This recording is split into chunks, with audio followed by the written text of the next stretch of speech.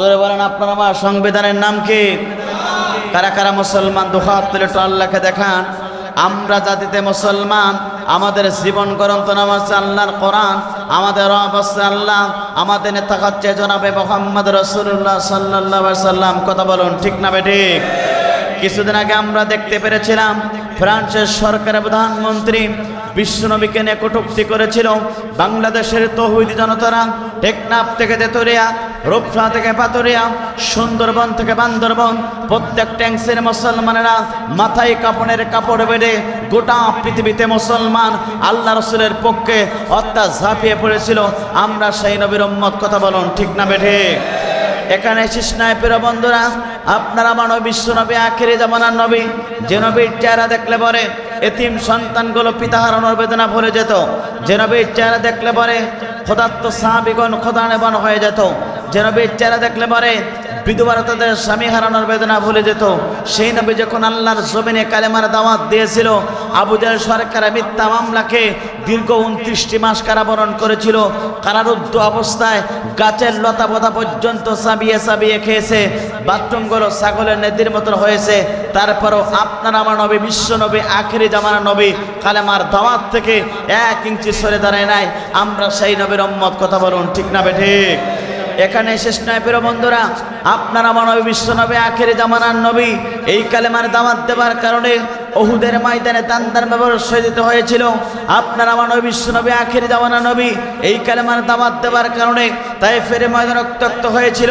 এই কালেমার দাওয়াত দেবার কারণে আল্লাহ রসুলের প্রিয় সোনার সাহাবীগণ অকাতরে হাত দিয়েছে, চোখ দিয়েছে, কান দিয়েছে, অর্থাৎ বুকের রক্ত ধরে জমিনকে সিক্ত করেছে। কিন্তু কোরআনের আন্দোলন থেকে, ইসলাম থেকে, কালেমার দাওয়াত থেকে 1 ইঞ্চি সরে দাঁড়ায় নাই। কথা বলুন ঠিক না বেঠিক? আফসোস লাগে, দুঃখ লাগে, গোটা পৃথিবীতে 50টা বছর ধরে কোরআনের তাফসীর করেছিল, কাবা ঘরে 3 দিনের ইতিকাফ করার সুযোগ পেয়েছিল, 2 রাকাত নামাজ পড়ার সুযোগ পেয়েছিল। যার কণ্ঠে কোরআনের তাফসীর শুনে অসংখ্য হুজুর নাস্তিকরা কালেমা পড়ে মুসলমান হয়ে গিয়েছিল। গোটা পৃথিবীর একজন অন্যতম ওলি আল্লামা সাঈদী পর্যন্ত এই কালেমার দাওয়াত দেওয়ার কারণে, এই ইসলামের দাওয়াত দেওয়ার কারণে বাংলাদেশ নয় গোটা পৃথিবীতে জাহান্নামী মানুষদেরকে জান্নাতের পথে দিশা দেওয়ার কারণে আল্লামা সাঈদীকে পর্যন্ত ওই জালিম স্বৈরাচাররা পর্যন্ত 17টি বছর নাই 13টা বছর ধরে জুলুম নির্যাতন করে অর্থাৎ শেষ পর্যন্ত অন্যায়ভাবে পৃথিবীর বাস্তবিদায় গ্রহণ করিয়েছিল। তারপর আল্লামা সাঈদী পর্যন্ত বাতিলের কাছে 1 সেকেন্ডের জন্য মাথা নত করে নাই। কথা বলুন ঠিক না বেঠে? সুতরাং বিশ্বনবীর মতন করে যদি আপনার আমার রক্ত দেওয়া লাগে, বিশ্বনবীর মতন করে যদি আপনার আমার দাঁত দেওয়া লাগে, বিশ্বনবীর মতন করে যদি আপনার আমার মিথ্যা মামলা খেতে হয়, বিশ্বনবীর প্রিয় সাহাবায়ে কেরামদের মতন করে যদি হাত দিতে হয়, কান দিতে হয়, পা দিতে হয়, বাংলাদেশে আল্লামা সাঈদীর মতন করে যদি মিথ্যা মামলাকে যদি 13টি বছরের পরে যদি মৃত্যুর করে ঢলতে হয়, এই পৃথিবীতে আল্লাহর জমিনে আল্লাহর কালেমা প্রতিষ্ঠার জন্য, আল্লাহর জমিনে ইসলামের পতাকা উড্ডীন করার জন্য, আল্লাহর জমিনে ইকামতের দিনকে ত্বরান্বিত করার জন্য আগামীর পার্লামেন্ট হবে ইসলামের পার্লামেন্ট, আগামীর পার্লামেন্ট হবে কোরআনের পার্লামেন্ট। সেই কোরআনের পার্লামেন্টকে যদি আপনার আবার জীবন দিতে হয়, পার্লামেন্ট থেকে মুসলমান দায়িত্বরা দিয়েছেন, কোরআন ছাড়বেন না কারা কারা? দুহাত তুলে আল্লাহকে দেখে দেই তারা দা। লিল্লাহে তাকবীর, লিল্লাহে তাকবীর। আল কোরআনের আলো দুনিয়ার মুসলিম কোরআন হাদিস শিখানে লিল্লাহে তাকবীর। তো আমাদের কাছে একটা প্রশ্ন করতো যে জালিম কি বিদায় গ্রহণ করবে না? এমন প্রশ্ন ম্যাক্সিমাম মানুষ আমাদেরকে করতো। কথা বলুন ঠিক না বেঠিক? কিন্তু যিনি বিদায় গ্রহণ করিয়েছেন তিনি কে? তিনি নিজে এসে বিদায় গ্রহণ করাবে না, আপনার আমার মাধ্যমে বিদায় গ্রহণ করাবে। কথা বলুন ঠিক না বেঠিক? এই জন্য আল্লাহ রাব্বুল আমিন এই প্রশ্ন যখনই আসতো, সকলেই প্রশ্ন যখন আসতো, সেখন আমরা ফিরে গেলাম কোরআনের কাছে। কোরআন 1400 বছর আগে এই সলিউশন, এই উত্তর দিয়েছেন। চিৎকার করে বলেন আল্লাহু আকবার। আমার বন্ধুরা তাহলে লক্ষ্য করুন, একটা কথা বলে আমার গুরুত্বপূর্ণ আলোচনা শুরু করতে চাই। সকলে আমাদের কাছে প্রশ্ন করে, তো জালিম কি বিদায় হবে না? শেখ হাসিনা কি বিদায় গ্রহণ করবে না? 2041 সাল পর্যন্ত কি সে কি ক্ষমতায় থাকবে? ফেরাউন তো এতদিন পর্যন্ত ছিল, এ কি সেই পর্যন্ত থাকবে? ফেরাউনের একদিন সর্দি জ্বর লাগতো, তা এর কি সর্দি জ্বর আসে না? এর কি শরীর খারাপ করে না? কিছু করে না। এইভাবে আমাদের কাছে প্রশ্ন করতো। আমরা ফিরে গেলাম কোরআনের কাছে। পৃথিবীর সমস্ত উত্তর যখন ব্যর্থ হয়ে যাবে, এই কোরআন সঙ্গে সঙ্গে তার উত্তর দিয়ে দেবে। একবার জোরে জোরে বলুন আল্লাহু আকবার। পৃথিবীর যত সমস্যা আছে, সমস্ত সমস্যার সমাধান যে কিতাবে আল্লাহ রাব্বুল আমিন দিয়েছেন, বলুন তো সেই কিতাবের নাম কি? জোরে বলেন, সেই কিতাবের নাম কি? মা ফাররাতনা ফিল কিতাবি মিন শাইইন। এমন কোন বিষয়ের উত্তর নাই, এমন কোন সমস্যার সমাধান নাই যেটা আমি রব্বুল আমিন কোরআনুল কারীমের ভিতরে রেকর্ড করে দেয় নাই। আমার বন্ধুরা, তাহলে লক্ষ্য করুন, এই পৃথিবীর সমস্যার সমাধান মহান রব কোরআনের ভিতরে দিয়েছেন। কথা বলুন ঠিক না বেঠিক? 17 বছর জুলুম করেছে, এই জুলুমের অবসান হয়েছে 2024 সালে। এবার আল্লাহ পাক বলছেন, শোনো, যুগে যুগে যখন আমি জালিমদেরকে পতন করিয়েছিলাম, যুগে যুগে যারা জুলুম করেছিল, নির্যাতন করেছিল, আমি তাদেরকে বিদায় করে গ্রহণ করিয়েছিলাম। আল্লাহ পাক বলেন, ইন্না মিনাল মুজরিমিনা মুনতাকিমুন। চিৎকার করে বলুন আল্লাহু আকবার।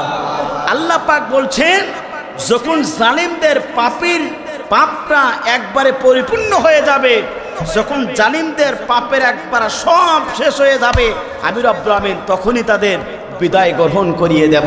চিৎকার করে বলেন আল্লাহু আকবার। কথা কার?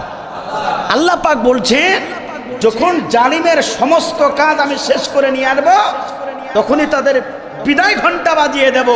এই কথা আমার না, আল্লাহ আল্লাহ পাক কোরআনুল কারীমের ভিতরে ঘোষণা করছেন যে জালিমদেরকে আমি তখনই বিদায় গ্রহণ করাবো যখন তাদের পাপ করতে করতে করতে একটা সীমানা রেখা আছে, এই সীমানা রেখা যখন তারা দাগকে পা দেবে, আমি রব্বুল আমিন তখনই তাদের বিদায় ঘন্টা বাজিয়ে দেব। চিৎকার করে বলেন আল্লাহু আকবার। তাদের বিদায় ঘন্টা বাজলো 2024 সালে, অর্থাৎ পাপ তারা 2024 সাল পর্যন্ত একবার পরিপূর্ণ করে ফেলালো। এই বিদায় যিনি গ্রহণ করিয়েছেন তিনি কে? আপনার আমার নয়, আপনার আমার ছাত্র ভাইরা, আপনার আমার সমাজে আলেমরা, আপনার আমার দ্বারা, আপনার আমার ইমাম দ্বারা, আপনার আমার দোয়া দ্বারা, এদেশে হকপন্থী আলেমদের দোয়ার দ্বারা যখনই তাদের বিদায় ঘন্টা বাজিয়েছিল, তার এক মুহূর্তে এমন কোন পাপ নাই যে কাজ ওই জালিমরা করি নাই। কথা বলুন ঠিক না বেটি? সব পাপ কাজ তারা করেছে। আপনি হিসাব করেন, যত পাপ ছিল শেখ হাসিনা সব পাপ করেছে। ফেরাউন এই পৃথিবীতে ফেরাউন আয়নাঘর বানিয়েছিল, এই ফেরাউন আয়নাঘর বানিয়েছে। ফেরাউন দেশে মহিলাদেরকে বাঁচিয়ে রাখতে চেয়েছিল আর পুরুষদেরকে দুনিয়ার মাঝ থেকে বিদায় গ্রহণ করাতে চেয়েছিল। বলুন তো এই কাজ এই শেখ হাসিনা করেছে? ইসলামী ছাত্র শিবির, ইসলামী আন্দোলনের কর্মীদেরকে, পুরুষদেরকে টার্গেট করেছে, তাদের বিদায় করিয়েছে আর মহিলাদেরকে বাঁচিয়ে রেখেছে। তাহলে এই কাজ এই ফেরাউন করেছিল। কথা বলুন ঠিক না বেঠিক? অর্থাৎ ওই ফেরাউন যা করেছিল এই ফেরাউন সব একই কাজ করেছিল। এই জন্য আল্লাহ পাক বলছেন যে শোনো, জালিমদেরকে তোমরা তাড়াহুড়া করো না, জালিমদেরকে তখনই বিদায় গ্রহণ করাবো যখন পাপের পাল্লা সমান সমান একবার পরিপূর্ণ হয়ে যাবে, আমি জালিমদেরকে বিদায় গ্রহণ করাবো। সুতরাং 2024 সালে শেখ হাসিনার পাপের পাল্লা শেষ, আল্লাহ পাক বিদায় গ্রহণ করিয়েছে। চিৎকার করে বলেন আল্লাহু আকবার।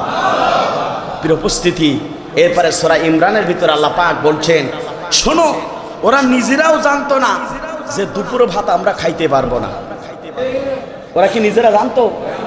অনেক ছাত্ররা গিয়েছে, তারা বড় বড় রান পেয়েছে, মুরগির রান, বড় বড় মুরগির রান পেয়েছে, গোশ পেয়েছে, বেগুনা তেলাপি মাছ পেয়েছে, অনেক কিছু পেয়েছে। ওরাকে গরম গরম সব খাচ্ছে, ওরা দুপুরে ভাত পর্যন্ত খাইতে পারেনি। আল্লাহর কোরআন বলছে সূরা ইমরানের ভিতরে যে আমি যে কোথায় থেকে কি করে দেব দুনিয়ার কেউ জানে না, জানেন তিনি কে? 5 তারিখে ওরা বিদায় গ্রহণ করাবে, ওরা নিজে জানতো? বলেন জানতো না? আল্লাহ পাক কোরআন। সুতরাং আমাদেরকে বিশ্বাস রাখতে হবে কোরআনের প্রতি, আল্লাহ পাক বলছেন কোরআনের প্রতি বিশ্বাস রাখলে আমি তাদেরকে এই পৃথিবীতে বিজয় লাভ করাবো। চিৎকার করে বলেন আল্লাহু আকবার। এই জন্য আল্লাহ পাক বলছেন জালিমদের ধ্বংস অনিবার্য।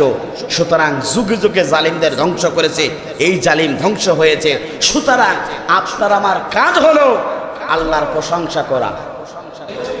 কথা বলুন ঠিক না বেঠিক? প্রশংসা করা কার দরকার? সুতরাং আসুন, শেখ হাসিনা বিদায় গ্রহণ করিয়েছে, এই জন্য সংক্ষিপ্ত কথা বলবো। এই কথা বলে আমি যেহেতু সকলের কাছে একটা প্রশ্ন ছিল যে শেখ হাসিনা কিভাবে চলে গেল, এর উপস্থিতি এটাই বলতে চাই। আল্লামা সাঈদী একটা কথা বলেছিল, এমন একদিন আসবে 12 কোটি মুসলমান একটা নাড়া দেবে, মামার বাড়ি দিল্লি গিয়ে পড়বা। বাংলাদেশের সবচেয়ে বড় ওলি হচ্ছে আল্লামা সাঈদী। বাংলাদেশের সবচেয়ে বড় ওলি হচ্ছে আল্লামা সাঈদী, কারণ তিনি কোরআন এবং হাদিস দিয়ে রেফারেন্সমূলক পূর্বের যে কথাগুলো বলেছিল 2024 সালে প্রত্যেকটা কথা দাড়ি কমা সহ একবার খাপে খাপ হয়ে গেছে। তিনি বলেছিলেন এমন একটা না দেবে, মামার বাড়ি দিল্লি গিয়ে পড়বা। এত দেশ থাকতে মামার বাড়ি দিল্লি গিয়েই পড়েছে। কথা বলুন ঠিক না বেঠিক? শুধু এখানেই শেষ নয়, তিনি কথাও বলেছিল এমন একদিন আসবে পৃথিবীর সমস্ত সব জায়গায় মানুষ খুঁজে পাবে, কিন্তু জালিমরা ইঁদুরে গর্ত পর্যন্ত খুঁজি পাবে না। এখন যে কোন গর্তে ওরা পড়ে আছে আল্লাহ পাকই ভালো জানে। কথা বলুন ঠিক না বেঠিক? উপস্থিতি। সুতরাং শেখ হাসিনা ধরা খেয়েছে, এই জন্য আপনাদেরকে বলতে চাই আমার বুবু ধরা খাওয়া শেষ। এই জন্য আপনাকে আমাকে এই পৃথিবীতে আল্লাহর কোরআনের পক্ষে থাকার দরকার আছে না নাই? জোরে বলেন আছে না নাই? আমার বুবু খাইছে ধরা, আমার বুবু খাইছে ধরা, এবার তো আর রক্ষা নাই। হাসিনা নাই দেশে নাই, পালাই গেছে ইন্ডিয়ায়। আমার বুবু খাইছে ধরা, আমার বুবু খাইছে ধরা, এবার তো আর রক্ষা নাই। হাসিনা নাই দেশে নাই, পালাই গেছে ইন্ডিয়ায়। হাসিনা নাই দেশে নাই, পালাই গেছে ইন্ডিয়া। ওরে দিল্লি বুবুর মামার বাড়ি, যেথায় বুবু দিছে পাড়ি। কথা বলুন ঠিক না বেড়ে? দিল্লি বুবু মামা বাড়ি, যেথায় বুবু দিছে পাড়ি। বীর জনতা চাচ্ছে এবার, বীর জনতা চাচ্ছে এবার, বীর জনতা চাচ্ছে এবার বুবু তোমার ফাঁসি চাই। হাসিনা নাই দেশে নাই, পালাই গেছে ইন্ডিয়ায়।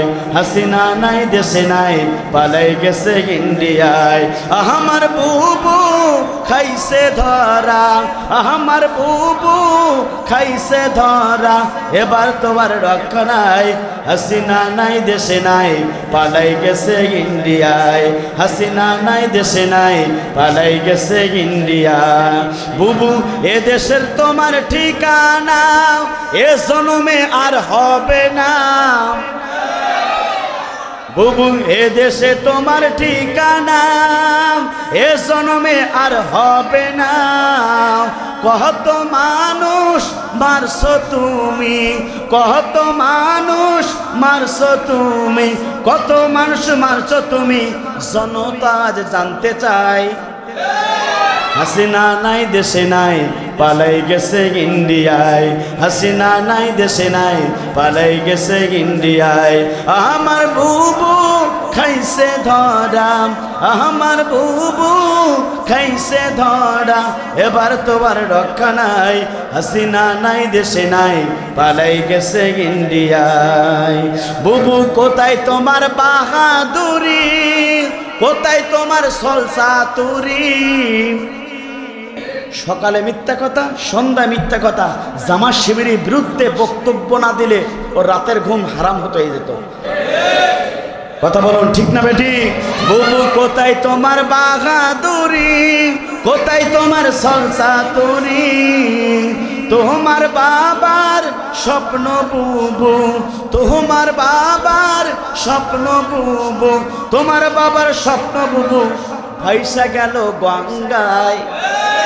হাসিনা নাই দেশে নাই পালাই গেছে ইন্ডিয়ায়, হাসিনা নাই দেশে নাই পালাই গেছে ইন্ডিয়ায়। আমার বুবু খাইছে ধরা, আমার বুবু খাইছে ধরা, এবার তোমার রক্ষা নাই, হাসিনা নাই দেশে নাই পালাই গেছে ইন্ডিয়ায়। কথা বলুন ঠিক না বেঠে? উপস্থিতি এই জন্যে আল্লামা সাঈদী হচ্ছেন বাংলাদেশের সবচেয়ে বড় ওলি, কারণ তার কথা সঠিক হয়েছে। কথা বলুন ঠিক না বেঠি? উপস্থিতি সিরাত নবী সাল্লাল্লাহু আলাইহি সাল্লাম আলোচনা, রসুলের সিরাত সম্পর্কে জানার দরকার আছে না নাই?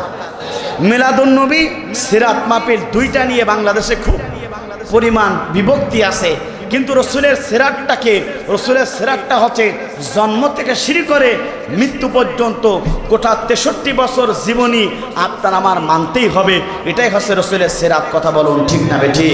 রসুল যেভাবে খেয়েছেন আপনাকে সেভাবে খেতে হবে, রসুল যেভাবে চলেছেন আপনাকে আমাকে সেভাবে চলতে হবে, রসুল যেভাবে ঘুমাইছেন আপনাকে আমাকে সেইভাবে ঘুমাতে হবে, রসুল যেভাবে দিন প্রতিষ্ঠার আন্দোলন করেছেন আপনাকে আমাকে সেইভাবে দিন প্রতিষ্ঠার আন্দোলন করতে হবে, রসুল যা করেছেন আপনাকে আমাকে সেইটা যদি পুঙ্খানুপুঙ্খানুভাবে যদি পালন করতে পারি তাহলে রসুলের সঠিক সিরাত পালন করলেন। আর মৃত্যুর পরে মিল্লাতে রসুলিল্লাহ, রসুলের দল করে, রসুলের আদর্শ মেনে, রসুলের সমস্ত কাজ কাম জীবনে বাস্তবায়ন করে যদি আপনি আমি মৃত্যুবরণ করতে পারি, মৃত্যুর পরে আপনার আমার নবী আপনার জন্য সুপারিশ করবে। তাহলে রসুলের সিরাত সম্পর্কে জানার দরকার আছে না নাই? আপনারা জানতে জানতে হাফেজ হয়ে গিয়েছেন, আমি আর কি বলবো? সম্মানিত ইমাম সাহেব বলে শেষ করে দিয়েছেন, তবে আপনাদেরকে কিছু মেসেজ দিতে চাই। প্রিয় উপস্থিতি, রসুলের জন্ম থেকে শুরু করে 17 বছর এইভাবে জন্মগ্রহণ করলেন। আমরা সকলেই জানি রসুল জন্মগ্রহণ করার পূর্বে তার পিতাকে হারিয়েছেন, জন্মগ্রহণ করার পরে তার মাকে হারিয়েছেন, চাচাকে হারিয়েছেন, স্ত্রীকে হারিয়েছেন। কথা বলুন ঠিক না বেঠি? তারপরেও তিনি দিনের দাওয়াত দিয়েছেন, কোরআন ছাড়া দিনের দাওয়াত দিয়েছেন, 17টি বছর পর্যন্ত দিনের দাওয়াত দিয়েছেন। বলুন তো কোনো কে পরিবর্তন এসেছে? নাই, আসি নাই। 17 বছর পরে, 17 বছর বয়সে তিনি হিলফুল ফুজুল গঠন করেছিলেন, সংগঠনের মাধ্যমে সংস্কার করতে চেয়েছিলেন সমাজ। বলুন তো 17 বছরের পরে হিলফুল ফুজুল সংগঠন করে কি সমাজে কোনো সংস্কার আনতে পেরেছিলেন? যেটা 2024 সালে ছাত্রও একইভাবে সংস্কারের জন্য কাজ করতে চেয়েছিল। উপস্থিতি, রসুলের বয়স 25, রসুল্লাহ সাল্লাল্লাহু আলাইহি সাল্লাম বিবাহ করলেন। স্ত্রী ছিলেন খাদিজা, রসুলের ছিলেন 25 বছর বয়স, খাদিজার বয়স ছিলেন 40 বছর। খাদিজা ছিল ওই সময় অনেক ধনী, তিনি ধনী পরিবারের সন্তান ছিলেন। সেই খাদিজার পক্ষ থেকে রসুলের জন্য বিবাহ অফার চলে আসলো। চিৎকার করে বলেন আল্লাহু আকবার। রসুল্লাহ সাল্লাল্লাহু আলাইহি সাল্লাম বিবাহ হয়ে গেল। সবাই বলল খাদিজার সম্পদ বেশি, মুহাম্মাদের সম্পদ কম। রসুল্লাহ সাল্লাল্লাহু আলাইহি সাল্লাম মন খারাপ করলেন। একদিন গভীর রজনীতে খাদিজা রসুল্লাহ সাল্লাল্লাহু আলাইহি সাল্লামকে ডেকে বললেন, ইয়া রাসূলুল্লাহ, আমি বুঝতে পেরেছি আপনার মনটা খারাপ, কারণ এলাকার মানুষেরা আপনাকে গরিব বলে। ইয়া রাসূলুল্লাহ, আপনি শুনে রাখুন, আমার স্থাবর অস্থাবর যত সম্পত্তি আছে সমস্ত সম্পত্তি আমি আল্লাহ রসুলের কাছে ওয়াকফ করে দিলাম। চিৎকার করে বলেন আল্লাহু আকবার। রসুলকে বলেন, ইয়া রাসূলুল্লাহ, আপনি কি খুশি? রসুল খুশি হয়ে গেলেন। খাদিজা বলেন, ইয়া রাসূলুল্লাহ, আপনি ধনী আমিই গরিব। চিৎকার করে বলেন আল্লাহু আকবার। রসুল্লাহ সাল্লাল্লাহু আলাইহি সাল্লাম দিনের জন্য আরও কাজ করলেন, পরিবর্তন হলো না। 35 বছর হয়ে গেল।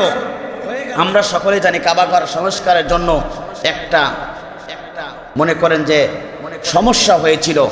সেই সমস্যার সমাধানটা রসুল্লাহ সাল্লাল্লাহু আলাইহি সাল্লাম হাজার আসওয়াদের পাথর দ্বারা একটা গোষ্ঠীকে সমস্ত কাপড় চাদরটা আবৃত করে সকলে ধরার পরে পাথরটা ওই চাদরের উপরে রাখলেন, সমস্যার সমাধান হয়ে গেল। চিৎকার করে বলুন আল্লাহু আকবার। 35 থেকে 40, 5 বছর পরে রসুল্লাহ সাল্লাল্লাহু আলাইহি সাল্লাম, খাদিজার বয়স যে সময় 55, রসুলের বয়স 40, হেরায় গুহায় তিনি ধ্যানমগ্ন থাকলেন। খাদিজা তিনি মুরব্বী বয়স। রসুল্লাহ সাল্লাল্লাহু আলাইহি সাল্লামের জন্য তিনি রুটি বানিয়ে গোশত দিয়ে খাদিজা চলে যেতেন রসুলের ওই হেরা গুহাতে খাবানোর জন্য। চিৎকার করে বলেন আল্লাহু আকবার। কিছুদিন চলে গেল, আল্লাহ পাক রসুলের প্রতি মহাগ্রন্থ আল কোরআন নাজিল করলেন। চিৎকার করে বলেন আল্লাহু আকবার। ইকরা বিসমি রব্বিকাল্লাযী খলাক। হে নবী পড়ুন তোমার রবের নামে যিনি তোমাকে সৃষ্টি করেছে। চিৎকার করে বলেন আল্লাহু আকবার। কোরআন পেয়ে গেলেন বিশ্বনবী, সেই কোরআন দিয়ে মক্কার বুকে 13টি বছর ধরে দাওয়াতি কাজ করলেন, কিন্তু তিনি দিন প্রতিষ্ঠা করতে পারলেন না। কথা বলুন ঠিক না বেঠিক? অসংখ্য ঘটনা আছে, বলার সুযোগ হবে না, আপনারা শুনেছেন, শুধু জাস্ট একটু লেভেল দিয়ে যাচ্ছি প্রবস্থিতি। এরপরে বিশ্বনবী আমরা জানি তিনি এমন একটা জামানা এসেছিলেন যে জামানাটা ছিল আয়ামে জাহিলাতপূর্ণ সমাজ, যে সমাজে নারী কোনো সতীত্বর গ্যারান্টি ছিল না, মারামারি কাটাকাটি হানাহানি লেগেই থাকতো, জোরজার ছিল, মুল্লুকতা ছিল, কোনো বিচার ব্যবস্থা কিছুই ছিল না। এমন একটা সমাজ আল্লাহ রসুলকে আল্লাহ পাক প্রেরণ করেছিলেন। কোরআন নাজির হলো, সমাজ পরিবর্তন হয়ে গেল। চিৎকার করে বলেন আল্লাহু আকবার। তাহলে বিশ্বনবী 40টা বছর ধরে দাওয়াতি কাজ করলেন, পরিবর্তন আনতে পারলেন না। কোরআন নাজিল হয়ে গেল, দাওয়াতি কাজ করলেন, সমাজ অটোমেটিক পরিবর্তন হয়ে গেল। সুতরাং বোঝাই গেল কোরআন ছাড়া পরিবর্তন আসে, কোরআন ছাড়া পরিবর্তন। 53 বছরে তিনি দ্বীনের দাওয়াত দিলেন। 53 বছর পরে দ্বীন ইসলাম বিজয় হয়েছিল। চিৎকার করে বলেন আল্লাহু আকবার। স্বাধীনতার পরে 71 সালে স্বাধীনতা হলো, আর এখন 2024 সাল, কত বছর? 53 বছর। কত বছর? বিশ্বনবী 53 বছর পরে বিজয় হয়েছিল দ্বীন, আর স্বাধীনতার 53 বছর পরে এই বাংলাদেশে ইসলাম বিজয় হয়েছে। কথা বলুন ঠিক না বেঠিক? সুতরাং 53 বছর ধরে রসুল দ্বীনের দাওয়াত দিলেন, পরিবর্তন করতে পারলেন না। 53 বছর বয়সে রসুল দ্বীন প্রতিষ্ঠা হয়ে গেল, একটি সমাজের সমাজ তৈরি হয়ে গেল। স্বাধীনতার পরে আজকে 53 বছর পরে 2024 সালে বাংলাদেশে ইসলাম প্রতিষ্ঠার শুভলগ্ন হয়েছে। আগামীর দিন ইসলামের দিন, আগামীর দিন কোরআনের দিন, আগামীর পার্লামেন্ট কোরআনের পার্লামেন্ট। কথা বলুন ঠিক না বেঠিক? বিশ্বনবী 53 বছর পরে ইসলাম প্রতিষ্ঠা হয়েছিল বাংলাদেশে, আগামীতে ইসলাম প্রতিষ্ঠা হবে। স্বাধীনতার পরে 53, রসুলের জন্ম থেকে শুরু করে 53 বছর পরে 53 খাপে খাপ। কথা বলুন ঠিক না বেঠিক? আমার বন্ধুরা লক্ষ্য করুন, তাহলে এই 53 বছর বয়সে আপনাদের রেখে দিলাম। এবার লক্ষ্য করুন প্রিয় বন্ধুরা, আপনার আমার রসুলকে এই পৃথিবীতে কেন প্রেরণ করা হয়েছিল? আপনার আমার নবীকে এই পৃথিবীতে কেন প্রশ্ন করে পাঠানো হয়েছিল? দায়িত্ব প্রত্যেকটা নবী এবং রসুলকে আল্লাহ রাব্বুল আমিন দিয়েছিলেন। ঠিক তেমনি ভাবে আল্লাহ রাব্বুল আমিন কোরআনুল কারীমের ভিতরে ঘোষণা করলেন, বান্দা শুনে রাখো, প্রত্যেকটা নবী এবং রসুলকে 2টা দায়িত্ব দিয়ে আমি এই পৃথিবীতে তাদেরকে প্রেরণ করেছি। একবার জোরে জোরে বলুন আল্লাহু আকবার। আল্লাহ রাব্বুল আমিন সেটাও কোরআনুল কারীমের ভিতরে ঘোষণা করলেন, وَلَقَدْ بَعَثْنَا فِي كُلِّ أُمَّةٍ رَسُولًا أَنِ اعْبُدُوا اللَّهَ وَاجْتَنِبُوا الطَّاغُوتَ। চিৎকার করে বলুন আল্লাহু আকবার। অবশ্যই পৃথিবীতে নবী এবং রসুলকে আল্লাহ রাব্বুল আমিন প্রেরণ করেছিলেন, সাথে দিয়েছিলেন 2টা দায়িত্ব। 1 নম্বর দায়িত্ব দিয়েছিল আনিবুদুল্লাহ, আল্লাহর গোলামি করবে, আল্লাহর দাসত্ব করবে, আল্লাহর হুকুম পালন করবে। এবার আপনার আমার প্রশ্ন হলো, প্রত্যেকটা নবী এবং রসুলকে আল্লাহ রাব্বুল আমিন গোলামি করার জন্য এই পৃথিবীতে প্রেরণ করেছিল। আমার বন্ধুরা একটু লক্ষ্য করুন, তাহলে প্রত্যেকটা নবী এবং রসুলকে এই পৃথিবীতে গোলামি করার জন্য আল্লাহ রাব্বুল আমিন নবী রসুলদেরকে প্রেরণ করেছিলেন। গোলামি শুধু কি মসজিদে হবে না বাইরেও হবে? লিল্লাহি মা ফিস সামাওয়াতি ওয়াল আরদ, আসমান এবং জমিনের একচ্ছত্র ক্ষমতার মালিক হলো আল্লাহ। আন্নাল কুওয়াতা লিল্লাহি জামিয়া, সমস্ত শক্তির মালিক হলো আল্লাহ। তাবারাকাল্লাযী বিয়াদিহিল মুলক, সমস্ত রাজত্বের মালিক হলো আল্লাহ। আপনার আমার বন্ধুরা একটু লক্ষ্য করেন, তাহলে এই মসজিদের গোলামি করেন যেমনি ভাবে 5 ওয়াক্ত নামাজে যেমন আল্লাহর গোলামি করেন, নামাজে যেমন আল্লাহর গোলামি করেন, হজে যেমন আল্লাহর গোলামি করেন, রোজায় যেমন আল্লাহর গোলামি করেন, প্রত্যেকটা ডিপার্টমেন্টে আপনি আমি আল্লাহর গোলামি করতে চাই। ওই জমিনের মালিকও আল্লাহ, মসজিদ ঠিক যেভাবে যথাযথভাবে আল্লাহর গোলামি করেন, ওই জমিনের মালিক আল্লাহ, ওই জমিনেও গিয়ে আল্লাহর গোলামি করা লাগবে। কথা বলুন ঠিক না বেঠিক? মসজিদে যেমন আল্লাহর গোলামি করে, মসজিদের বাইরে জমিনের মালিককে ওখানে গোলামি করা লাগবে কার? তাহলে আপনি আমি রসুলকে প্রথম দায়িত্ব, হে রসুল তোমার গোলামি করা লাগবে সব জায়গায়। তাহলে পার্লামেন্টের মালিককে, জোরে বলেন, ক্ষমতা দেওয়ার মালিককে। তাহলে মসজিদও গোলামি হবে আল্লাহর, জমিনও গোলামি হবে আল্লাহর। জমিনের ভিতরে পার্লামেন্ট আছে, ওই পার্লামেন্টও আল্লাহর গোলামি করা লাগবে। দ্বিতীয় নম্বর হচ্ছে তাগুতকে বর্জন করা লাগবে। কি করা লাগবে? যুগে যুগে যত নবী রসুল এসেছিলেন সমস্ত রসুলদেরকে 144 ধারা জারি। হে রসুল শুনে রাখো, আল্লাহর গোলামি করবে, তাগুতকে বর্জন করা লাগবে। আপনি আমি হচ্ছি রসুলের উম্মাত, আপনাকেও আমাকে কোরআন হিসাবে আপনাকে আমাকে আল্লাহর গোলামি করা লাগবে, সমাজে তাগুত মুক্ত থাকা লাগবে। তাগুত কাহাকে বলা হয়? যারা জমিনে আল্লাহর দিন কায়েম করতে চায় না, অপর কেউ আইন পালন করতে দেয় না। এমন আছে না নাই? এখনো আছে, অনেকে আছে কোরআন বাদ যাক, মানুষের তৈরি করা বিধান চলুক। আমার বন্ধুরা, স্পষ্ট ভাষায় সিরাতুন নবীর এই আলোচনা থেকে আপনাদেরকে বলতে চাই, মানুষের তৈরি করা আইন দিয়ে 1 সেকেন্ডের জন্য মানুষ সুখ পাবে না। মানুষের তৈরি করা বিধান দিয়ে মানুষের মুখে হাসি ফোটাতে পারবে না। মানুষের তৈরি করা আইন দিয়ে মানুষকে এই পৃথিবীতে জান্নাতের পথে নিয়ে যাওয়া যাবে না। কেবলমাত্র শুধুমাত্র আল্লাহর কোরআনের জীবন ব্যবস্থা দিয়েই আপনি শান্তি পাবেন। কথা বলুন ঠিক না বেঠিক? আমার বন্ধুরা, তাহলে লক্ষ্য করুন, এই দুই দায়িত্ব প্রত্যেকটা নবী এবং রসুলকে আল্লাহ রাব্বুল আমিন দিয়েছিলেন। আপনার আমার নবীকে পর্যন্ত দায়িত্ব দিয়েছিলেন। আপনি আমি নবীর উম্মত হিসাবে সিরাতের আলোচনা থেকে প্রথম নম্বর শিক্ষা হলো, এই জমিনে আল্লাহর গোলামি করব আর তাগুত মুক্ত থাকব। নিজেও আল্লাহর গোলামি করার জন্য চেষ্টা করব, তাগুত মুক্ত থাকার চেষ্টা করব, অপর ভাইকে গোলামি করার জন্য আহ্বান করব, তাদেরকে গোলাম এই পৃথিবীতে তাগুত মুক্তর জন্য আন্দোলন করব। কথা বলুন ঠিক না বেঠিক? এবার বিশ্বনবীকে এই পৃথিবীতে আরেকটা দায়িত্ব দিয়েছিলেন। এই দায়িত্ব ছিল সবচেয়ে স্পেশাল। অসংখ্য দায়িত্ব ইমাম সাহেবের আছে। আমার বন্ধুরা, ইমাম সাহেব যখন 5 ওয়াক্ত নামাজ নাই, জুমার নামাজ পড়াতে আসেন, তিনি আপনাদেরকে আলোচনা শোনান। সব কিছু শোনার পরে স্পেশাল ইমাম সাহেব বলে, এইটা হচ্ছে পার্সোনাল, তোমাদেরকে উপদেশ দেওয়া হচ্ছে। কথা বলুন ঠিক না বেঠিক?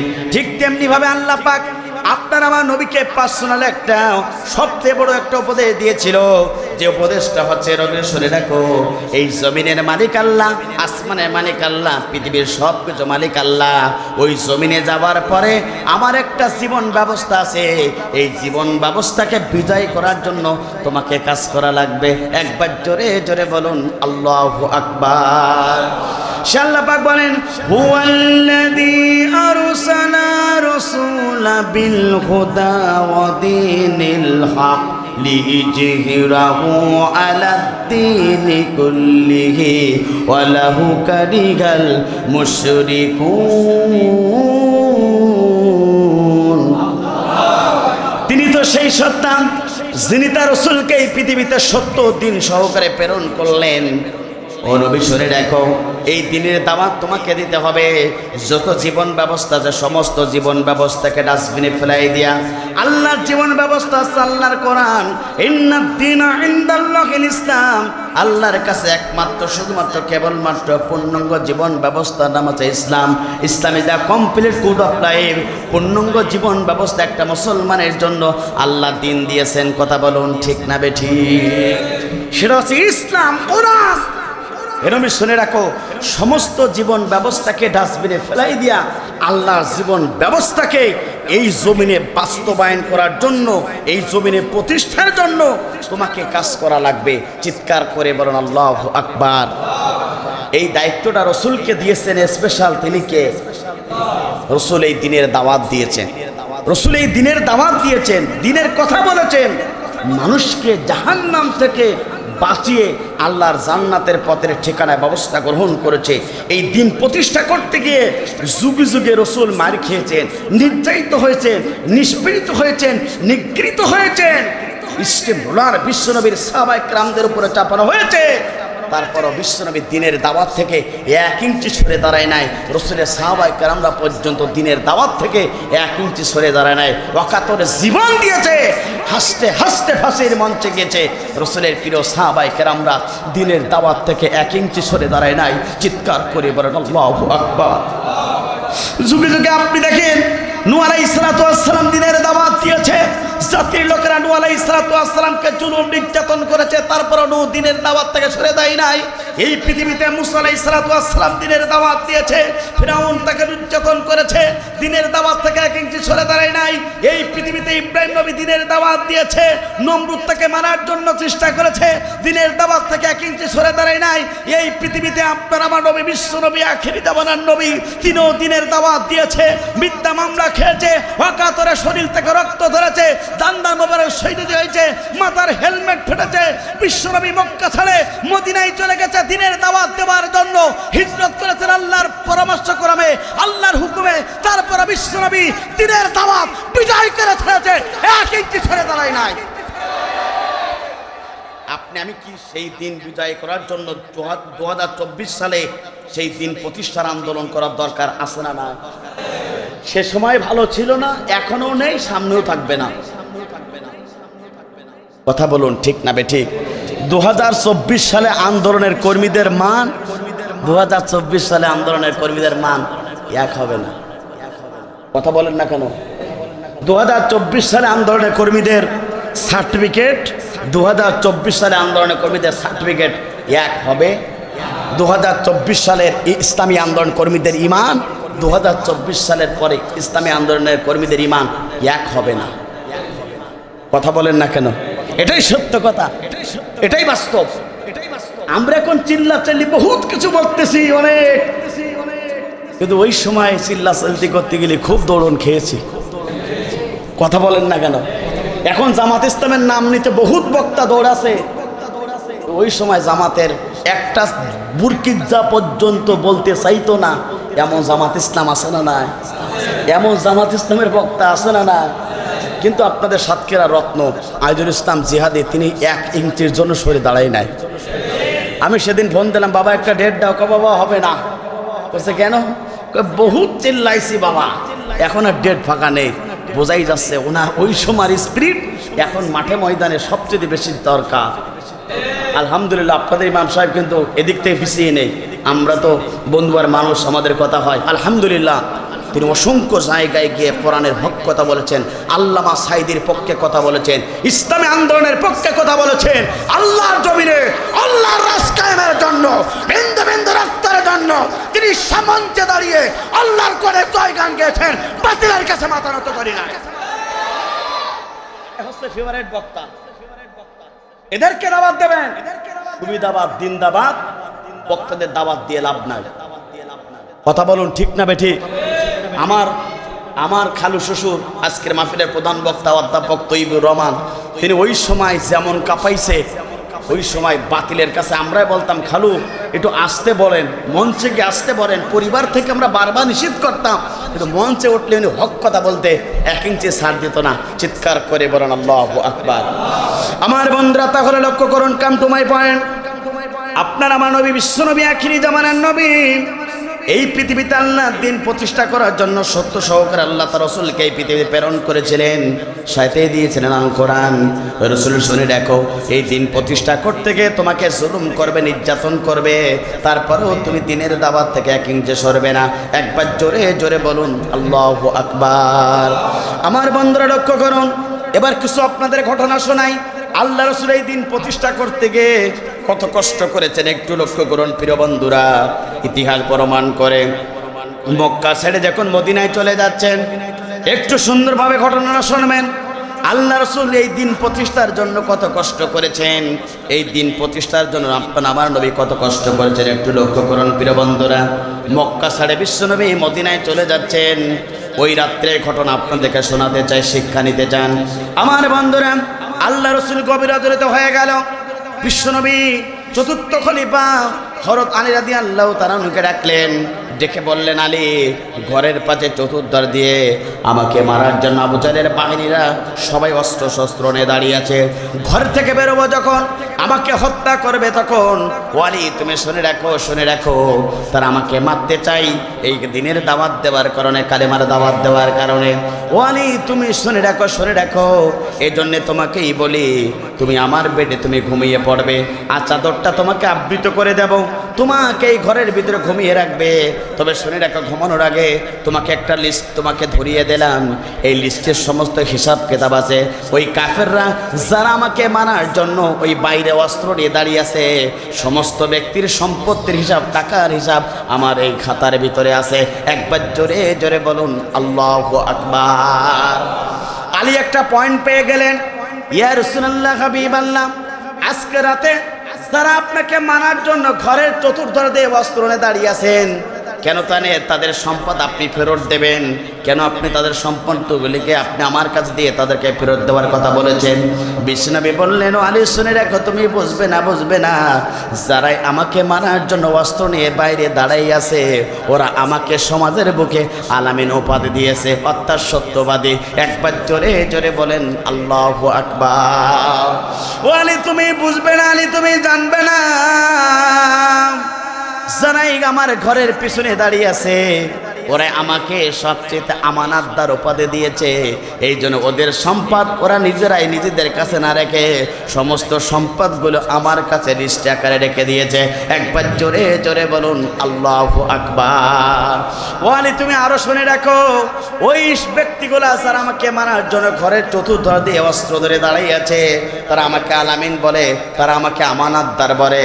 ওয়ালি তুমি শুনে রাখো, ওরা জানে মুহাম্মাদের কাছে বিচার নিলে ন্যায় বিচার পাবো, ওরা পর্যন্ত আমাকে ন্যায় বিচার মানে, কিন্তু তারা কেবলমাত্র শুধুমাত্র এই দিনের দাওয়াত দেওয়ার কারণে তারা আমাকে ঘরের পিছন থেকে মারতে চায়। কথা বলুন ঠিক না বেঠিক? আমার বন্ধুরা, এই সমাজে ঠিক একই অবস্থা। আমাদেরকে জিম্মি করে, ফেসবুক অফ করে, নেট অফ করে আমাদেরকে মারতে চেয়েছিল। ওরা বলেছিল যে হুজুরদেরকে মারতে হবে, হুজুরদেরকে মারতে করলে বাংলাদেশ ঠান্ডা হয়ে যাবে। কিন্তু আমরা বলতাম, ওরা আমাদেরকে আলামিন বলে, ওরা আমাদের পিছনে নামাজ পড়ে, ওরা আমাদেরকে সত্যবাদী বলে, ওরা আমাদের কাছ থেকে ন্যায় বিচার পায়, ওরা আমাদের কাছ থেকে সব পায়। কিন্তু তারা জানে যদি আমরা তাদেরকে না মারি, আমাদের সমাজে আমরা টিকে থাকতে পারবো না। চিন্তা করা লাগবে না, ওরা আমাকে এই কারণে মারতে চায়, আর শেখ হাসিনা হুজুরদেরকে এই কারণে মারতে চেয়েছিল। আমার বন্ধুরা, আল্লাহর হুকুম হয়ে গেল, নবী আর তুমি থাকতে পারবে না। ঘরের দরজা খোলো, আল্লাহর হুকুমে দরজাটা খোলা হলো। বাইরে বেরিয়ে গেলেন, দেখলেন সবাই অস্ত্র নিয়ে দাঁড়িয়ে আছে। রাসূলুল্লাহ সাল্লাল্লাহু আলাইহি সাল্লামকে আল্লাহ হুকুম দিলেন, রাসূল হাতটা মেরে দাও নিচে। হাতটা একটা মেরে দিলেন, কিছু বালু নিলেন, বালুটা নিয়ে আল্লাহর হুকুমে একটা আয়াত পড়ে তিনি সকল কাফেরদের মুখে এইভাবে তিনি দিয়ে দিলেন ছুঁড়ে। আল্লাহর ইচ্ছায়, আল্লাহর রহমতে, আল্লাহ পাক তার স্পেশাল ক্ষমতা দ্বারা প্রত্যেকটা কাফেরের চোখের ভিতরে বালি ঢুকিয়ে দিলেন, আর নিরাপদে আল্লাহ রসুলকে আল্লাহ পাক ওখান থেকে প্রস্তর করলেন। একবার জোরে জোরে বলুন আল্লাহু আকবার। বিশ্বনবী ওই ঘর থেকে রাত্রে আধারে বেরিয়ে গেলেন। কিছুদূর যাওয়ার পরে একবার আসমানের দিকে তাকায়, একবার কাবার দিকে তাকায়, একবার আসমানের দিকে তাকায়, একবার কাবার দিকে তাকায়, আর চোখের পানি ছেড়ে কাঁদে, আর কি আল্লাহকে বলে, আল্লাহ আমি এই জমিনে লালন পালন হয়েছি, এটা আমার জন্মভূমি, এটা আমার পিতৃবাড়ি, এটা আমার মামা, এটা আছে আমার মায়ের বাড়ি, এখানে সূর্য আলোতে আমি বড় হয়েছি, এখানে আমার সব কিছু। আল্লাহ ও আসমানের মালিক, জমিনের মালিক, এই কাবা ঘরে কত ইবাদত করেছি, কত দাসত্ব করেছি, গোলামি করেছি, সব কিছু ছেড়ে এই দিন প্রতিষ্ঠার জন্য, দিনের জন্য আমি হিজরত করে চলে যাচ্ছি। মনটা বড় বেকুল, মনে বড় কষ্ট। আমার বন্ধুরা, হিজরতের রজনীতে বিশ্বনবী অনেকবার কেঁদেছিলেন এই জন্যে। কথা বলুন ঠিক না বেঠিক? মাতৃভূমি ছাড়া কষ্টের কাজ কিনা? জোরে বলেন। আমার বাড়ি খুলনা কয়রায়, থাকি আমি যশোরে, কিন্তু সুখ পাই না, কারণ স্থানীয় না। স্থানীয় থাকলে একটা জোর থাকে অন্যরকম। কথা বলুন ঠিক না বেঠিক? বিশ্বনবী হিজরত করে মক্কা ছেড়ে মদিনায় চলে যাচ্ছেন, বারবার কাবার মালিকের দিকে তাকায় বলে, আল্লাহ এই কাবা ঘরের মালিক, এখানে কত ইবাদত করেছি আল্লাহ, আপনার সেজদা দিয়েছি, এই সূর্য বাতাসে আমি লালন পালন হয়েছি, বড় হয়েছি, সব কিছু ছেড়ে মক্কায় থেকে মদিনায় চলে যাচ্ছি। মদিনায় চলে গেল বিশ্বনবী। মদিনায় যাওয়ার পরে দিন প্রচার শুরু করলেন। আমার বন্ধুরা 10,000 সৈন্যসহ বিনা রক্তপাতে ইসলাম মক্কা বিজয় হয়ে গেল। চিৎকার করে বলেন আল্লাহু আকবার। কয় বছর পরে? 13 বছর পরে। কয় বছর পরে? 13 বছর পরে। লাস্ট 10 বছর, 53 বছর পরে মক্কা বিজয় হয়ে গেল। লাস্ট 10 বছর বিশ্বনবী পার্লামেন্টের প্রেসিডেন্ট। রসুল কি পার্লামেন্টের প্রেসিডেন্ট, অর্থাৎ তিনি একবার ইমামতি করতেন, একবার পার্লামেন্টের চেয়ারে বসতেন, আর বিচার কাজ দুনিয়ার সব কিছু কোরআন দিয়ে বিচার কার্য করত। চিৎকার করে বলেন আল্লাহু আকবার। আজকের ঘটনা বলছি। একটা পোস্ট দেখলাম, বাংলাদেশের জামাত ইসলামের সম্মানিত আমির ডক্টর শফিকুর রহমান আজকে জুমার নামাজ পড়িয়েছেন, খুতবা দিয়েছেন খুলনার একটা বড় একটা মসজিদে। তো একজন কমেন্ট করলো, বাংলাদেশের অর্থাৎ অলরাউন্ডার, বাংলাদেশের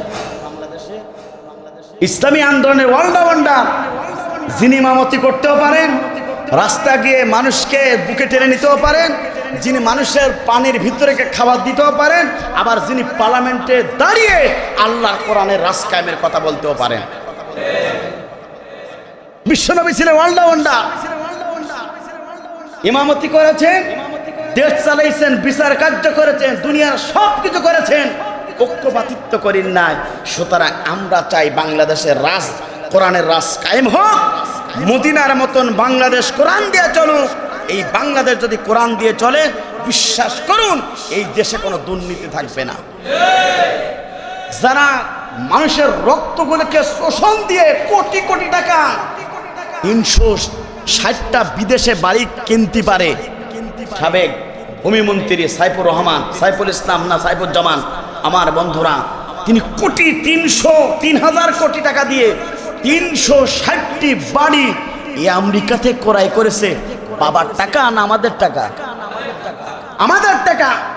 শেখ হাসিনা সরকার দীর্ঘ 17 বছর বয়স, 17 বছরে 99.1 বিলিয়ন টাকা তিনি পাচার করেছেন। 94.1 বিলিয়ন টাকা ঋণগ্রস্ত করেছেন। প্রতি সেকেন্ডে 26,000, প্রতি মিনিটে 1,42,000 কোটি, ঘন্টায় প্রায় 72 লক্ষ টাকা সহ এই টাকা বাংলাদেশ থেকে পাচার করেছে আমেরিকার বুকে। যার কারণে 30 টাকার তেল, 50 টাকার চাল, 60 টাকা আপনার মনে করেন তেল, 200 টাকা আপনাকে আমাকে খাতে হলো। আপনার আমার টাকা, আপনার আমার টাকা, ট্যাক্সের টাকা, আপনার আমার কষ্টের টাকা, ওরা বিলাসিতা জীবন যাপন করে। কিন্তু ইসলাম কায়েম হলে বিলাসিতা চলবে না। বিশ্বনবী কি বিলাসিতা করেছেন? না। আমার বন্ধুরা, তাহলে লক্ষ্য করুন, এই জন্য রসুলের জীবন থেকে আপনাদেরকে শিক্ষা গ্রহণ করতে হবে। আপনি আমি যদি রসুলের জীবন থেকে শিক্ষা গ্রহণ করতে পারি, আর সেই শিক্ষা যদি বাস্তবায়ন জীবনে যদি মানতে পারি, বলুন তো রসুলের আদর্শ যদি এই সমাজে বাস্তবায়ন করে যেতে পারি, তাহলে রসুল আপনার আমার জন্য হাসরের ময়দানে সুপারিশ করবে। কথা বলুন ঠিক না বেঠিক? একটা ঘটনা শোনাই। হঠাৎ করে আল্লাহ রসুল একদিন একটা গাছের ছায়ায় বসে থাকলেন। সাথে ছিলেন রসুলের প্রিয়তম সহচর, যার নাম ছিল আনাস রাদিয়াল্লাহু তাআলা আনহু। 10 বছর আনাস রাসূলুল্লাহ সাল্লাল্লাহু আলাইহি সাল্লামকে খেদমত করেছিলেন। হঠাৎ করে একদিন আনাস রাদিয়াল্লাহু তাআলা আনহু দেখলেন বিশ্বনবী একটা গাছের পাশে বসে, ছায়ায় বসে তিনি চোখের পানি ছেড়ে দিয়ে কাঁদতেছেন।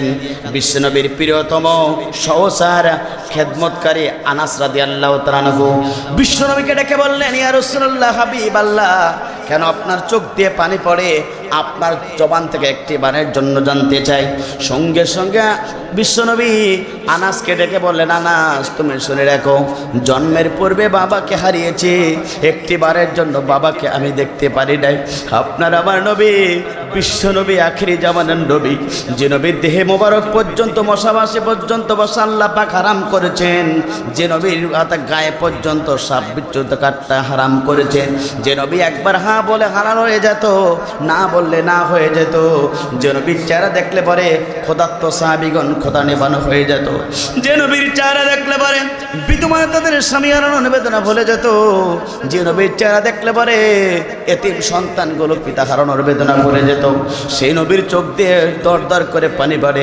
আনাসকে বলে, আনাজ জন্মের পূর্বে বাবাকে হারিয়েছি, ও আনাজ জন্মের পরে আমি আমার মাকে হারিয়েছি, প্রিয়তম মাকে হারিয়ে ফেললাম। ও আনাস শুনে রাখো, চাচার কাছে লালন পালন হলাম। ও আনাস শুনে রাখো, আমার চাচা পর্যন্ত দুনিয়ার মাঝে বিদায় গ্রহণ করিয়েছে, আমাকে মহব্বত করেছে, আমাকে ভালোবেসেছে, আমাকে সবচেয়ে আগলে ধরেছে। কেউ যদি আমার বিরুদ্ধে কথা বলতো, নিজের চাচা তার প্রতিবাদ করত। কেউ যদি আমার বিরুদ্ধে, যদি আমার কোনো সম্পদ লাগতো, টাকা পয়সা লাগতো, নিজের চাচার সঙ্গে সঙ্গে সে মেটানোর জন্য চেষ্টা করত। ও আনাস তুমি শুনে রাখো, এখানেই শেষ নয়। আমার চাচা আমার জন্য মাথার উপরে গোসল করিয়ে তেল দিয়ে দিত, আমার চাচা আমার জন্য স্পেশাল খাট বানিয়ে দিয়েছিল। সেই চাচা দুনিয়ার মাঝে বিদায় গ্রহণ করিয়েছে। কথা বলুন ঠিক না বেঠি? ও আনাস কেন কাঁদি একটু শুনে রাখো তাহলে। আমার বাবাকে হারিয়েছি, মাকে হারিয়েছি, চাচাকে পর্যন্ত হারিয়েছি, প্রিয়তম স্ত্রী, আমার সবচেয়ে সুখের দিনও স্ত্রী, দুঃখের দিনও স্ত্রী খাদিজা রাদিয়াল্লাহু তাআলা আনহা দুনিয়ার মাঝে খাদিজা পর্যন্ত চলে গেছে। ও আনাস শুনে রাখো, আমার প্রতি যারা ঈমান এনেছিল, অসংখ্য সাহাবায়ে কেরামরা তারা পর্যন্ত জীবন দিয়েছে, খাব্বাব জীবন দিয়েছে, খুবাইব নির্যাতিত হয়েছে। ও আনাস শুনে রাখো, খুবাইব নির্যাতিত হয়েছে, নিষ্পেষিত হয়েছে। আম্মারের পরিবার তারা নির্যাতিত হয়েছে, নিষ্পেষিত হয়েছে। সুমাইয়া পর্যন্ত নির্যাতিত হয়েছে, নিষ্পেষিত হয়েছে। ও বিলাল রাদিয়াল্লাহু তাআলা আনহুকে ঈমান আনার কারণে উমাইয়া ইবনে খলফের সৈন্যবাহিনীরা বিলালকে ধরেছে, দুইটা পা উটির সাথে রটির সাথে বেঁধে দিয়েছে, দুইটা পা ছিন্ন হয়ে গেছে। বিলাল তারপরও আহাত আহাত বলে চিৎকার করেছে, বিলালের জিহ্বার উপরে তারা পেরেক মেরেছে। ও আনাস কেন কাঁদে একটু শোনো। বিলাল সঙ্গে সঙ্গে জবান দিয়ে তার উচ্চারণ করে চায় হাত। ও আমার আনাস তুমি শুনে রাখো, এইভাবে অসংখ্য ব্যক্তিগুলিকে হারার কারণে আমি এই গাছে তলায় বসে আমি চোখের পানি ছেড়ে দিয়ে দুঃখের জন্যে আমি চোখ দিয়ে পানি বের হয়। একবার জোরে জোরে বলেন আল্লাহু আকবার। বিশ্বনবীর প্রিয় সহচর খেদমতকারী আনাস রাদিয়াল্লাহু তাআলা আনহু যখনই প্রশ্ন করলেন, রাসূল উত্তর দেওয়ার পরে কাঁদতে কাঁদতে তিনি ঘুমিয়ে পড়লেন। কিছুক্ষণ পরে বিশ্বনবী সঙ্গে সঙ্গে ঘুমটা ভেঙে গেল। ঘুম ভাঙার সঙ্গে সঙ্গে রাসূলুল্লাহ সাল্লাল্লাহু আলাইহি ওয়াসাল্লাম হাঁটা শুরু করলেন। আনাস বললেন, ইয়া রাসূলুল্লাহ, হাবিবাল্লাহ, কাহিনী তো বুঝতে পারলাম না, কিছুক্ষণ আগে আপনার চোখ দিয়ে পানি পড়লো, ইতিহাস শোনালেন। ইয়া রাসূলুল্লাহ, ঘুম ভাঙলো, আপনি আবার হাসলেন, কারণটা কি আপনার কাছ থেকে জানতে চাই। সঙ্গে সঙ্গে বিশ্বনবী আনাসকে ডেকে বললেন, আনাস শুনে রাখো, ইতিপূর্বে ক্রন্দন করেছে, আমার বাবা মারা গেছে, মা মারা গেছে, আমার চাচা মারা গেছে, আমার সাহাবায়ে কেরামরা চলে গেছে, যার কারণে দুঃখের কারণে আমার চোখ দিয়ে পানি পড়লো। ও আনাস তুমি শুনে রাখো, ঘুমের ভিতরে সব এই ঘুমের ভিতরে এমন একটা স্বপ্ন দেখলাম, আল্লাহ পাক আমাকে একটা রহমত নাজিল করেছে, আল্লাহ পাক আমাকে একটা স্বপ্নের পুরস্কার দান করেছে। একবার জোরে জোরে বলুন আল্লাহু আকবার। আনাস বলেন, ইয়া রাসূলুল্লাহ, হাবিবাল্লাহ, সেই পুরস্কারটাকে আপনার কাছ থেকে জানতে চাই। সঙ্গে সঙ্গে বিশ্বনবী আনাসকে ডেকে বললেন, আনাস শুনে রাখো, সেই উপহারটা হলো আমার জন্য আল্লাহ রাব্বুল আমিন হাউজে কাউসারের পানির পেয়ারা একটা উপহার দিয়েছে। একবার জোরে জোরে বলুন আল্লাহু আকবার। করন্দন করেছে বিশ্বনবী, দুঃখ হয়েছে, ঘুম পড়েছে, আল্লাহ পাক তাকে স্পেশাল কাউসার দান করেছে। আনাস বলি ইয়া রাসূলুল্লাহ হাবিবাল্লাহ, এই কাউসারটা কি আপনার কাছ থেকে জানতে চাই। আল্লাহ রাসূল সঙ্গে সঙ্গে বললেন, কিয়ামতের ময়দান, কঠিন মুসিবতের দিন, যেদিন সূর্যগুলো মাথার উপরে চলে আসবে, জমিনগুলো তামা হয়ে যাবে, গুনাহগার জিহ্বাগুলো যাবে নাবিস্তক জ্বলে যাবে, যেদিন সন্তান পিতার পরিচয় দেবে না, পিতাও সন্তানের পরিচয় দেবে না, স্বামী তার স্ত্রীর পরিচয় দেবে না, স্ত্রী তার স্বামীর পরিচয় দেবে না, যেদিন কেউ কারোর পরিচয় দেবে না, ওদিন কি বিভীষিক অবস্থায় মানুষের পানির জন্য ছটফট করবে, পানি পানি বলে চিৎকার করবে। ও আনাস, শুনে রাখো, সেদিন আল্লাহ রাব্বুল আমিন আমার ডান হাতে হাউজে কাউসারের পানির পেয়ালা দেওয়া হবে। এই পানির পেয়ালা সেদিন যারা একবার পান করতে পারবে, জীবনে আর কোনোদিন তাদের পানির পিপাসা লাগবে না। ওদিনকে সবচেয়ে এই পানির পেয়ালাটা হলো সবচেয়ে বড় পুরস্কার। এইটা আমার জন্য স্পেশাল আল্লাহ রাব্বুল আমিন দিয়েছে, যার জন্য আমি নবী এখন করন্দন অবস্থা ছাড়ে আমি এখন হাসি। একবার জোরে জোরে বলেন আল্লাহু আকবার। বিশ্বনবী কানলেন এবং হাসলেন, এটাই পেলেন পুরস্কার। রাসূলের আদর্শ আপনাকে আমাকে মানার দরকার আছে না নাই? অর্থাৎ সুখের দিনে আল্লাহর ইবাদত করা লাগবে, দুঃখের দিনেও কার ইবাদত করা লাগবে? জোরে বলেন, আল্লাহর ইবাদত করা লাগবে। আমার বন্ধুরা, এইভাবে জীবনে আপনাকে অবশ্যই আল্লাহ রাসূলের পক্ষ দেখতে হবে, ইসলামের পক্ষে দেখতে হবে, কোরআনের পক্ষে দেখতে হবে।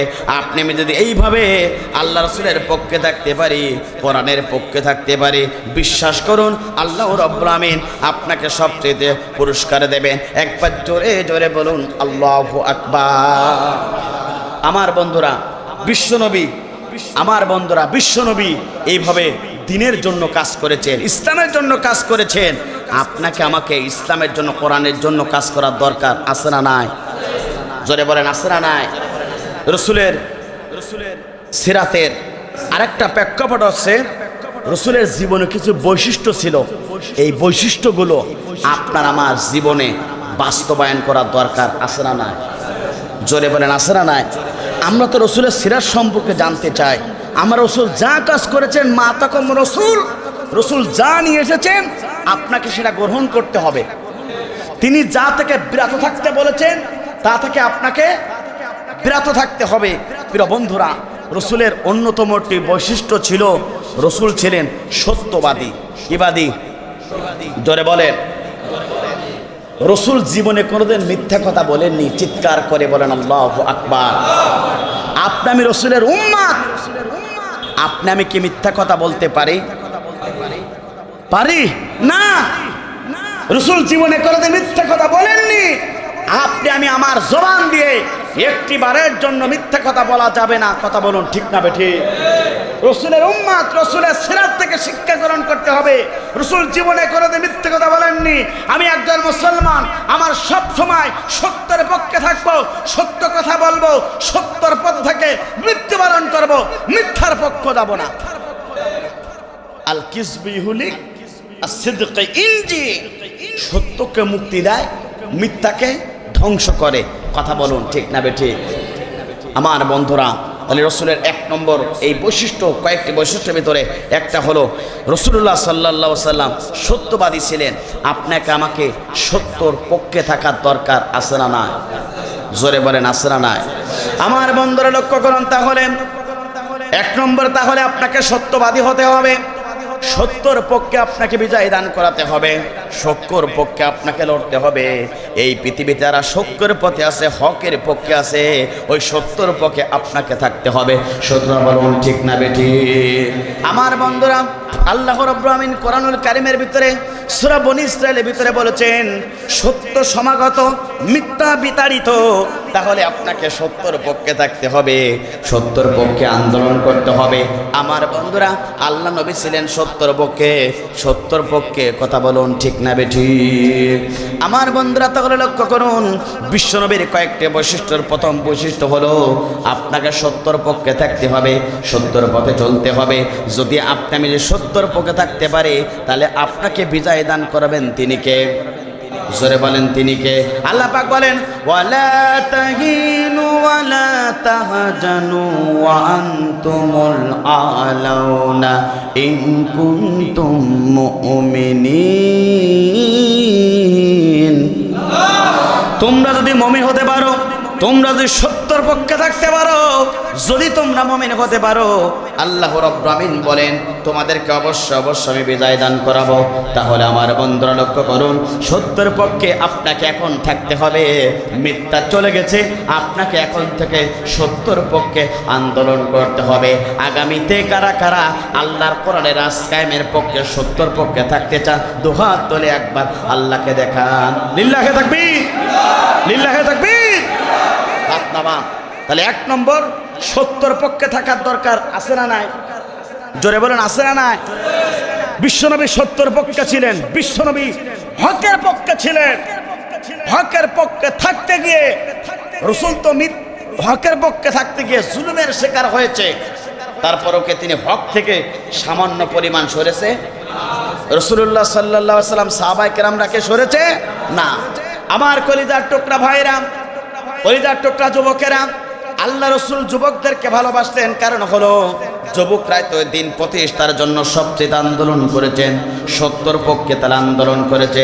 ইতিহাস আপনাদেরকে একটু শোনাই, আল্লাহ রাসূল যুবকদেরকে কত ভালোবাসতেন। আল্লাহ রাসূল সত্যের পক্ষে যারাই থাকে তাদেরকে কেমন ভালোবাসতেন।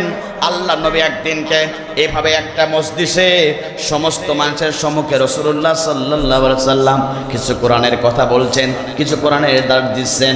আমার বন্ধুরা, সত্যের পক্ষে থাকলে আল্লাহ রাসূল, আল্লাহ পাক এবং আল্লাহ রাসূল তাদেরকে কেমন ভালোবাসেন একটু লক্ষ্য করুন। একটি ঘটনা থেকে, এমন যখন তিনি কথা বলছেন, হঠাৎ করে রাসূলুল্লাহ সাল্লাল্লাহু আলাইহি সাল্লাম মজলিসটা বড় হয়ে গেল, সকলের লোকজন যে জায়গায় বসার জায়গা পরিপূর্ণ হয়ে গেল। দেখলেন রাসূলুল্লাহ সাল্লাল্লাহু আলাইহি সাল্লাম একজন যুবক, তিনি পিছনে এসে দাঁড়িয়ে গেলেন। একবার জোরে জোরে বলুন আল্লাহু আকবার। বিশ্বনবী সত্যের পক্ষে যারাই থাকতেন তাদেরকে কত ভালোবাসতেন, বিশ্বনবী যুবকদেরকে কত মহব্বত করতেন।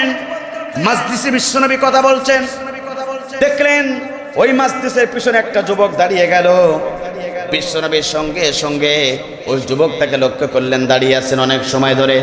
সঙ্গে সঙ্গে বিশ্বনবী গায়ের উপরে একটা চাদর ছিল, ওই চাদরটা ওই যুবককে লক্ষ্য করে তিনি ছুড়ে দিলেন। একবার জোরে জোরে বলুন আল্লাহু আকবার।